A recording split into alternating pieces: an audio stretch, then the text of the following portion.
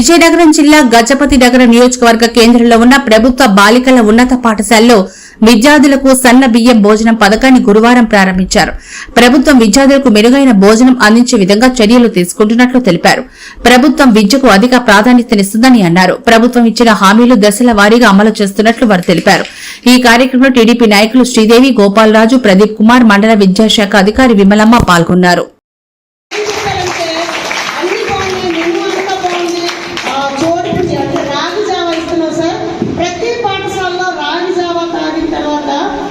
పిల్లలు చాలా ఆరోగ్యంగా ఉన్నారు, హెల్తీగా ఉన్నారు. ఈ రాగి జావా బెల్లం కూడా చాలా బెల్లం పొడి అంటే ప్రజాప్రతినిధులందరికీ తెలియాలి కాబట్టి చెప్తున్నాను.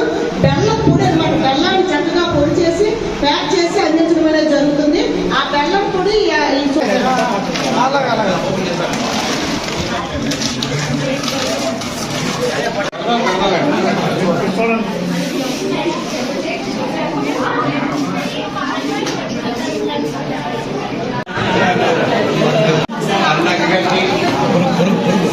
అన్ని రంగాల్లో కూడా అబ్బాయి కన్నా అమ్మాయిలనే ముందంజలో ఉంటున్నాం. అన్ని రంగాల్లో ఉన్నాయి, ఎన్ని ఉన్నా మనిషికి ఆరోగ్యం మనం ఏది సాధించాలనుకున్నాం. అందుకే గౌరవ ముఖ్యమంత్రి వారి రావనివ్వండి, మనకి విద్యామంత్రి రావనివ్వండి, మన నియోజకవర్గ ఎమ్మెల్యే అలాగే జిల్లా మంత్రి వారికి మన కోటపల్లి శ్రీనివాసరావు రావనివ్వండి వస్తుందో తెలియదు.